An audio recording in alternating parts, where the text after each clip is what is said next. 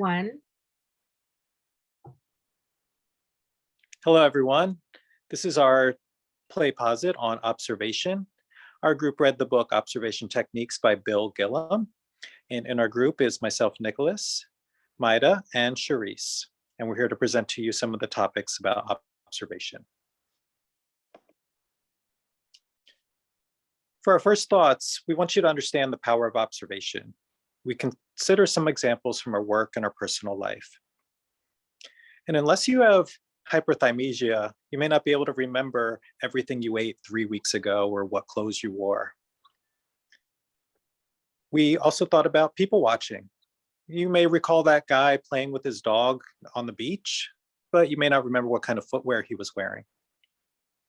Maybe you've taken daily records and kept track of your heart rate or your blood pressure because of your doctor asked you to. And just think about the power of what they can do with that quantitative data. And maybe something a little bit more closer to our work life is classroom observations. Maybe you've done them. We've definitely all been observed ourselves. And think about the power of someone really carefully looking at your practice, or when you're looking at a teacher's practice and focusing in on one particular aspect. That's as opposed to thinking about, well, how did you feel about that lesson? Or how do you think the students perceive that lesson? Those are all valid questions, but observation gives us a little bit more insight into the reality of what's going on. So let's talk about a little bit what is observation. To observe is to see what people actually are doing, not just what they claim to do. It can illuminate actions and behaviors that we're not fully aware of consciously, or we're just too busy doing our life to actually record them down. We're trying to shift the subjective reality of what we know to a more objective and valid picture of what's going on. During research, we have a specific focus.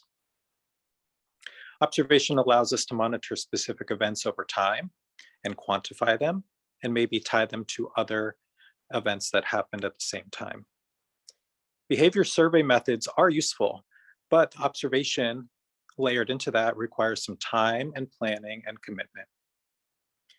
By combining different research tools, such as observation, with other qualitative measures, it can be a very powerful technique to get a clear picture of what's going on. Again, it's really about what is it that we say or think versus what actually happened. And that brings us to our first knowledge check.